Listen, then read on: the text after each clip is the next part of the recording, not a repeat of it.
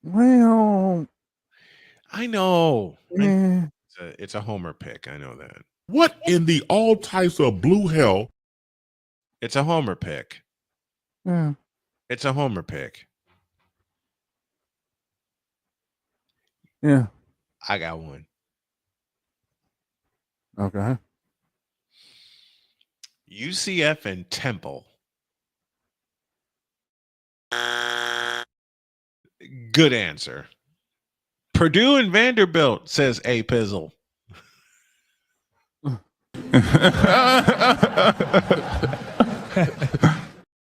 Blake says Kent State and Colorado State. Kent State and Colorado State. English, do you speak it? The Golden Flashes. Well, I mean, we have to expect half of these half brain ideas from somebody who's a fan of this clown.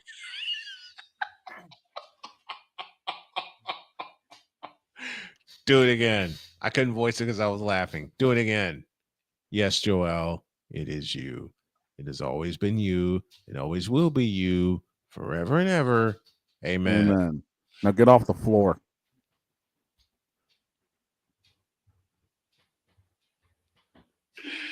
I don't know why that is so funny to me. Why is that so hilarious? Blake, leave it alone, please. I'm sorry. You need to go to a higher power for that one. And right now, that higher power is currently busy dancing on everybody's grave. Blake, you left that joke open, okay? Yeah, and here's what we did to it.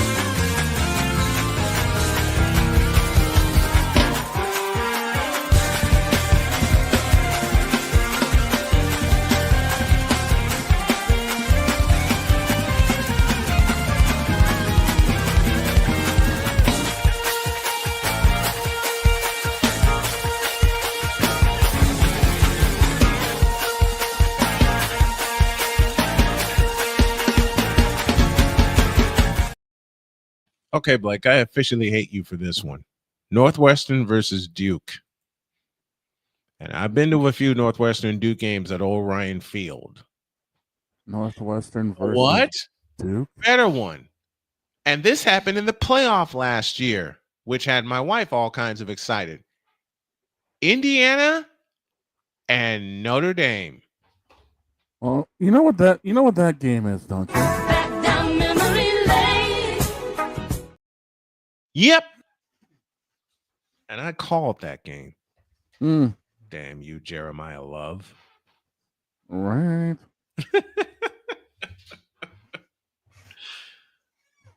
Oh my God. I got an SEC matchup that could turn into a national championship, but every card in the house would have to come tumbling down.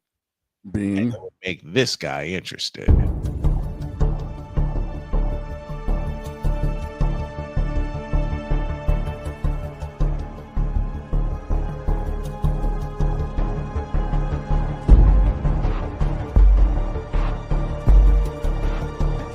Now, forgive me not knowing the brother. You got your mic black. I don't know who the hell you are. It's like you're in the broadcasting witness protection program.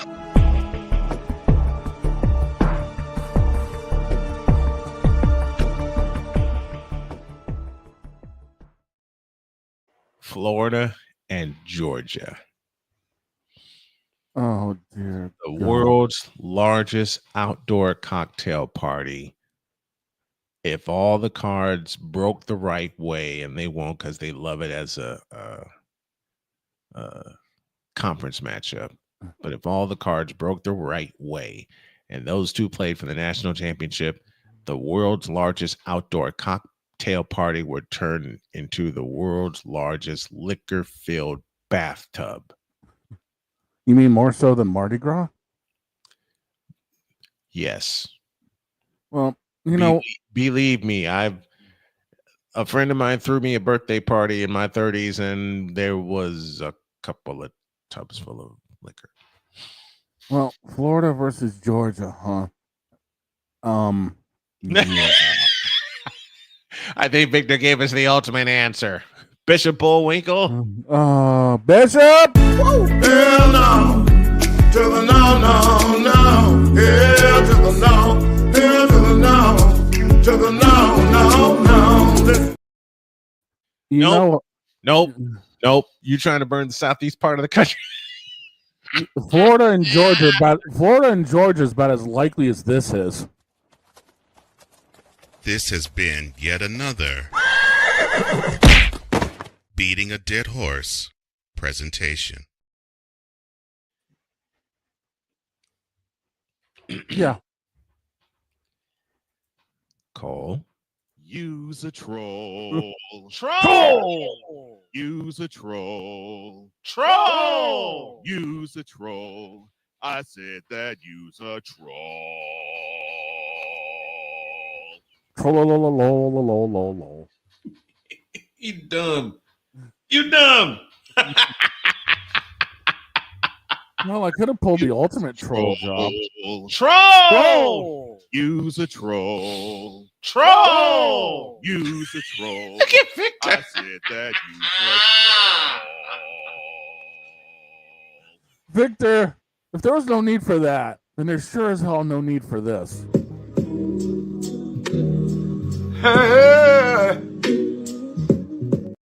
I'll crawl through this screen and whoop your ass. There is no need for that. I mean, what in the all types of blue hell are you thinking? I'm thinking we're dealing with a whole hell of a lot of these.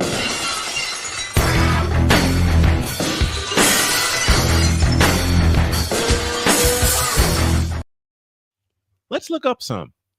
Let's take a break and let's look up some of these dog games in the NFL for this coming season. Oh God! Close the show with a bang. Okay. Let's find a few dog games. I mean, there's plenty of them in week one. Detective Vic A. Law is in the office. We're back in a deuce. Yes.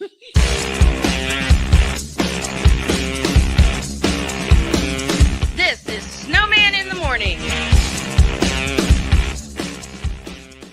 During bad weather, driving can become downright dangerous. What's your emergency, please? Trust Battle Vision Storm, the revolutionary glare reduction glasses that turn your sight bright during bad weather at night or during the day. Watch your ordinary vision become extraordinary. Battle Vision Storm uses light optimizing lenses that block blue rays so you see clearly in heavy rain at night or blinding snow during the day.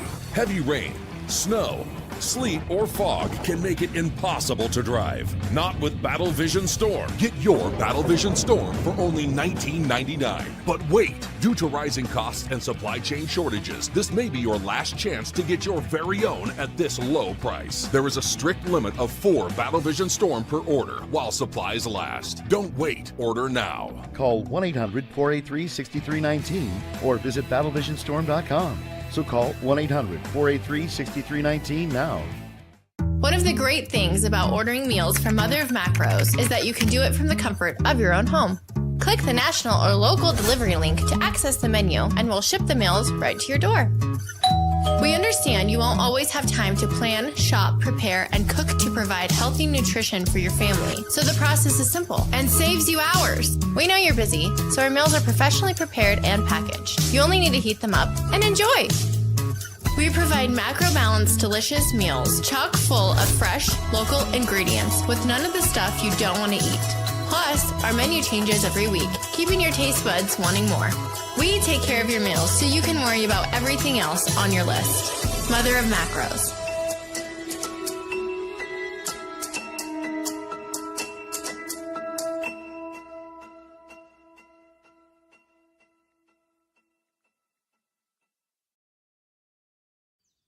Jason, let's go see your room.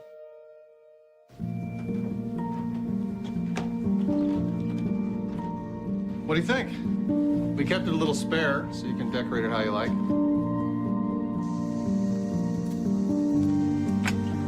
Dinner. Go. Excellent. Soccer is fun. Yeah, I saw you guys out there.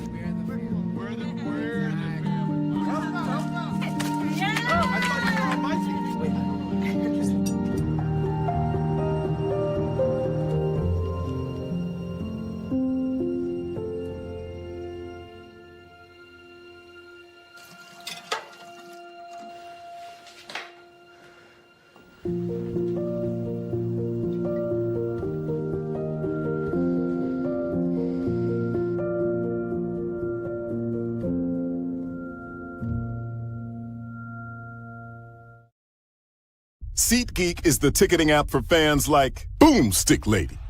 No free throw is safe from the roar of her sticks. SeatGeek helps her find a seat in the direct eye line of the shooter so she can sit where her boomsticks make the biggest boom. Everybody okay? SeatGeek handles the tickets to sports, concerts, and more, so fans can fan.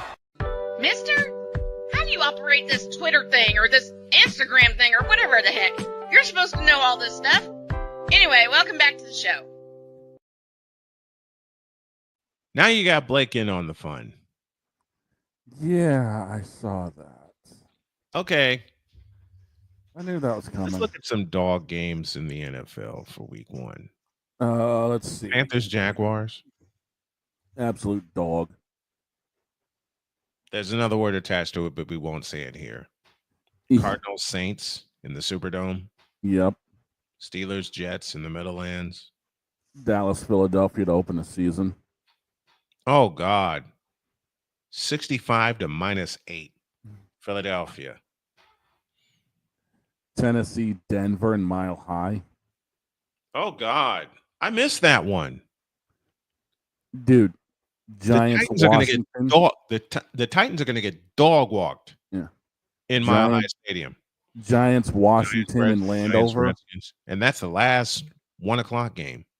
Yep. And I think Broncos and Titans kick off the 4:05 schedule. Yeah, and then who thought this was a good idea to have Minnesota and Chicago as the Monday night game? Pretty much. Oh, God. Who thought that was a brilliant came up idea? with this? I don't know. Bears in week 1. And that's a Monday night game. That's the only Monday night game, thank the Lord. Yeah. There's no Monday night doubleheader. Nope, that's week 2. Week 2, Giants, Cowboys. Scoreless tie. Jacksonville, Cincinnati. Jacksonville, Cincinnati. Patriots, Dolphins. Yeah, I'll even admit to that being dog. San Fran, New Orleans. Oh, man, we're going to kill New Orleans. Buffalo, New York Jets. Buffalo and the Jets. You beat me to it. Here's another one. Cleveland, Baltimore. Really? Really? Cleveland, Baltimore. Yep. That kicks off the schedule. That's the last Oh, one. no. Panthers, Cardinals. Ick. And that kicks off the 4 o'clock schedule. And then I got Bo Nix at 4:05. Yeah. Next one. And mind you, you've also got the San Fran, New Orleans game. So that week is reversed of what I usually have. Yeah. All right. I got San Fran, New Orleans. At least it give me a chance to concentrate on both games. Yeah. Okay. Week 3. Oh, dear Lord. It opens up with Miami and Buffalo. Man, Buffalo's going to kill Miami. Yeah. I'm sorry, Pizzle, but then Hey, Pizzle, you want a dog game for week 3? I got you. Atlanta Falcons and Kirk 2 Chainz Cousins versus the Carolina Panthers and Bryce Forever Young. I'll give you a worse one. The Raiders going to Washington. Really? I don't see Jim Plunkett or Joe Theismann there. I got one for you. The Pittsburgh Steelers, who stuck 2 quarters up their own ass twice. Two rolls of quarters, 2 rolls of $25 quarters up their own ass twice. Yeah. Face your New England Patriots. Yeah. Well, at least I got bus fare for the ride home. At least. The Colts have to go to the Titans in week 3. Ew. I don't think I'll do that. Well, I have to do that game. I'm married to a Colts fan. I have to do that one. Well, at least you don't have to do the Jets in Tampa Bay.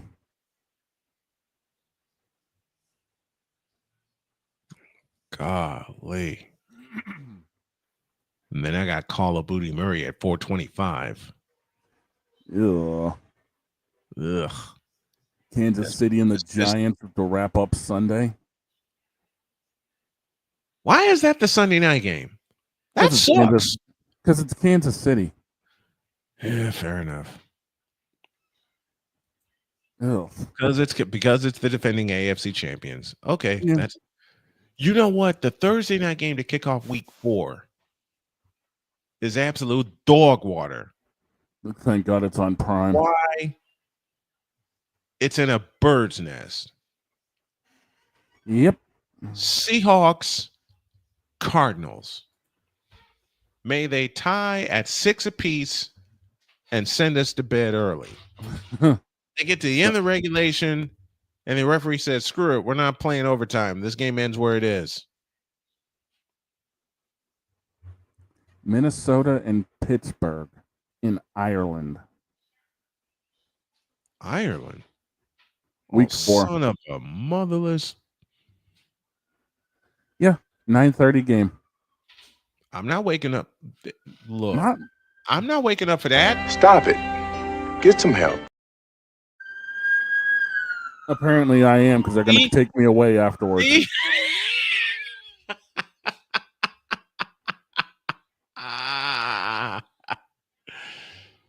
Oh, gosh. In Ireland. In Ireland. No. What's crazy is my birthday is the day before, so I don't know how the hell I'm even going to feel leading into that. I'm drunk. Probably. And then just because it's in Ireland. You drink some more. Just because it's in Ireland, a little hair of the dog. Father! And the father's going to be the one bringing in the case. Well, you know, in the name of the Tom Brady and the man of the Ramirez and the Deportees, amen. Yeah, they are to take me away, ladies and gentlemen. I went to a Catholic grammar school. Good Lord, such memories.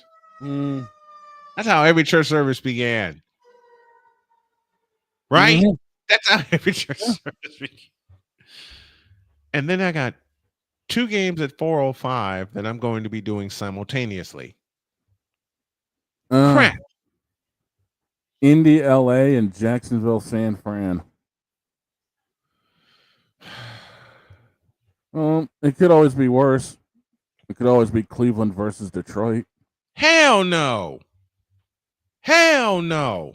Oh, I'll give you one. Absolutely. I'll give you one worse.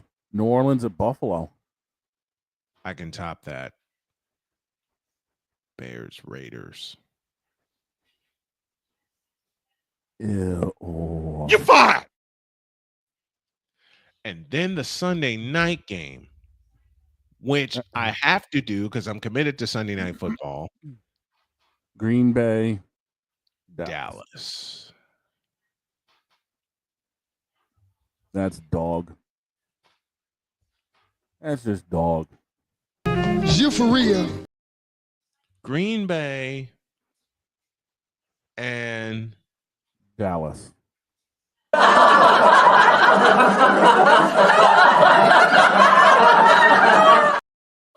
then you got a doubleheader on the 29th of September, and I'm not watching either one of these two. No. Jets and Dolphins in Miami, and Buffalo, Denver at Mile High. Cincinnati, Denver. Cincinnati. Why did I say Buffalo? Because you want Buffalo to kick their ass. Yes. I saw the B. It's Bengals, Broncos. Yeah. Ugh. Oh, wait, hold up a second. Really, Blake? You're gonna go here? My favorite Celtic, Kyrie to Herbalty? No. Thank you, Cole, for that nickname. No. Just no. Get out of here with that. I look, his favorite Celtic I know is Larry Joe Bird. Yeah, the Birdman. All right. His favorite Celtic is Larry Joe Bird. Then comes week 5, and my week starts early. Oh yeah, because I got a dog fight in Los Angeles. Oh yeah, we got a dog fight in Los Angeles. Yeah, the Rams will be nothing to play with this year. If we want the Western title, we got to take it from them. Yep. But then, dude, Miami, Carolina. No. Oh. Even worse. Vikings, Browns. Yeah. And that's overseas. I don't know. I think that's in London. Tottenham Stadium in London, yes. And then after my Rams eke out a win in overtime at the last second, after my 49ers eke out a win against the Rams in overtime down to the last second, because it's going to take a walk-off because the Rams defense is nothing to play with. I have Colts and Raiders at 1:00. Eesh. Daniel Jones is going to get 500 in a quarter. Oh, here's a dog game for you. Giants, Saints. I'll give you one worse to wrap up the week. Kansas City, Jacksonville. Oh, God. Cowboys, Jets. Yeah. No. God, no. Who came up with this crap? And at 4:05, Titans, Cardinals. Oh. No. Nope. No. I ain't having it. No. I don't care what you say. I'm not having it. Well, again, we've done the Sunday night game is New England Buffalo. Gulp. Yeah, considering they were listed to currently be down 9. And then I get a week 6. Gulp.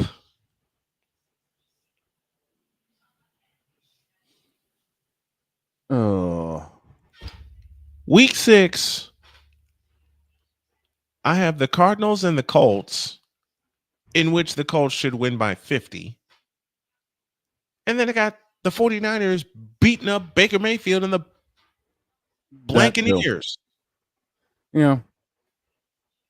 And the 49ers should beat them by 50. But then you got this one. The Cleveland Browns and the Pittsburgh Steelers.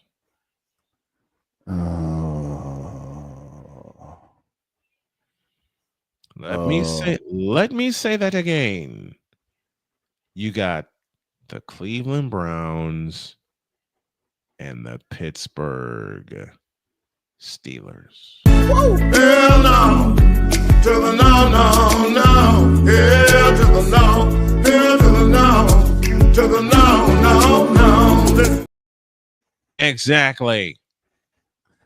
Hell to the no. Can we just 2013 was a fluke for the Red Sox? No, it wasn't. If that's the case, you wipe out 2004 and you wipe out 2018. You know what was a fluke? You know what? Hey, Blake, here's where I touch your nerve. You know what was a fluke? 2022 in New Orleans, April 4th. Ooh. I will say nothing further. And by the way, Joe, give me this button here. Where is it? Where'd you? No. This is one of my favorite jokes I'm going to make against Blake. Hey Blake, whatever happened to your Hurricanes playing in a Game 7?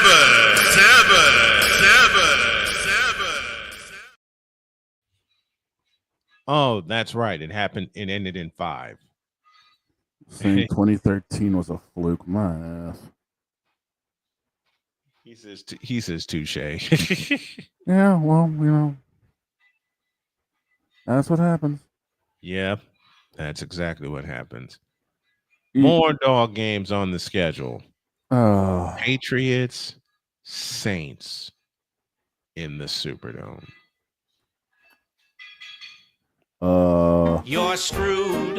Yeah, you're totally screwed. And then the Monday night games, both of them are dog water. Bills at Falcons and Bears at Redskins. Really? You're going to put try again. You're going to put Caleb Williams on display to be destroyed. I think that deserves this.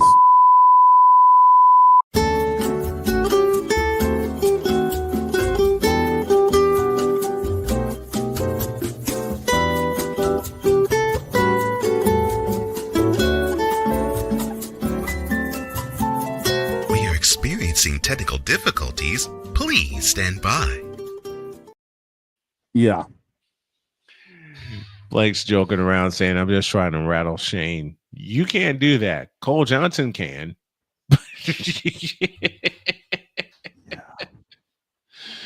Cole Johnson can rattle Shane. Yeah. And I'm going to prove it. Oh, no. No. We got a few minutes left. Oh, God, no. You're not going to do what I... You're not going to do what I think you're going to do. We got a few minutes left. You are not going to do what I think you're going to do. What do you think I'm going to do? I know good and damn well what you're looking for. No, you don't. The end of season service? Maybe. Uh-huh. Maybe. Can't believe I got called the one episode where Dog threw everything at Cole that he could. Yep. And everything got thrown back. What am I talking about? We all did. Yeah. Everything got thrown back. We all did. Yeah. And to prove my point. No. You're also mentally crazy. I am. All knowing, and I tell the truth. I know the parishioners around here. I know them. I know them like they are my family. You sure about that? If you tell the truth, then why is there a magic 8-ball behind you? I'm waiting. A magic 8-ball. How dare you? How dare you have astigmatism and glaucoma? Oh, the hell is that? That means the man blind. Now, as I was saying, magic 8-ball. I see the magic 8-ball. Why don't you? Shake it. Shake it. What does it say? Oh, there we go. Now, proceeds to shake it. It hurts me so. It hurts me to the core to see the NBA season leave with the greatest player of all time having to bow in the playoffs for the 18th time in his illustrious career. It don't hurt our feelings none. Not mine. What a sad day was it on April 30th. because we're now going to be hearing media personalities and dumb fans and Like Jordan fans and LeBron fans still say, but Jordan is great, but LeBron is great. Michael on the drive across the lane, turnaround shot, got it, 63 for Jordan. We're going to have the rest of the first round, the conference semifinals, the conference finals, and the NBA finals, and the offseason. And we're still going to be talking about your game. And that should be glorious. That is what should make you shout. Goodness gracious. Hallelujah. Thank you, Jesus. What it makes me do is by stalking Excedrin because I get tired of hearing that crap. Well, then OD on it. Oh, telling me to OD on Excedrin. The man told me to OD on Excedrin. Yes. He told you to OD on Excedrin. I'm gassed. After we found his magic 8-ball, he denies having it and then goes and proceeds to shit. And looks dead at the thing. Yes. Calling me blind and saying I should OD on Excedrin. And mind you, that's after I get called a penguin and a leprechaun. And a leprechaun. A penguin and that's at the opening of the thing. Yeah. Matter of fact, hold on. What?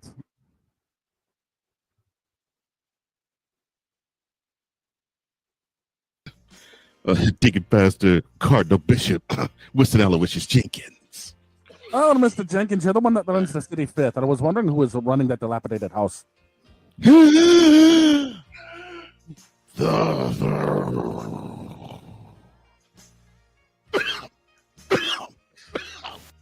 Mr. Jenkins, you might want to lay off. You might want to lay off on choking on things.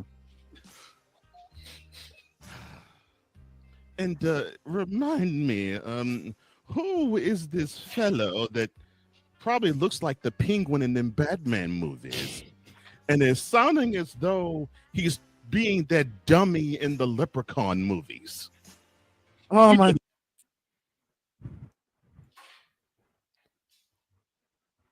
I got nothing. We're out of here. See you tomorrow.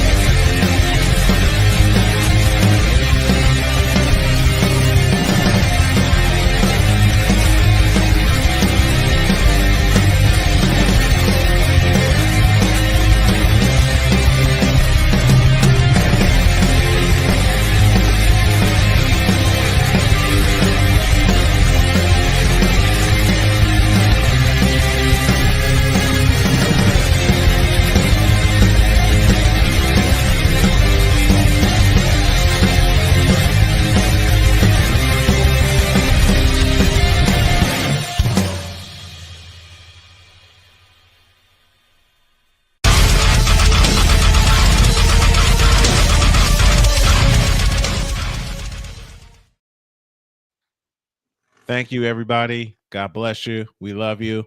And now I got to go get some caffeine for tonight. Thunder and Pacers, game 1 of the NBA World Championship Series. And yes, I'm sticking with that brand because I'm old school. We will see y'all tomorrow for a fully loaded Friday edition of Snowman in the Morning. God bless you. We love you. So long, everybody.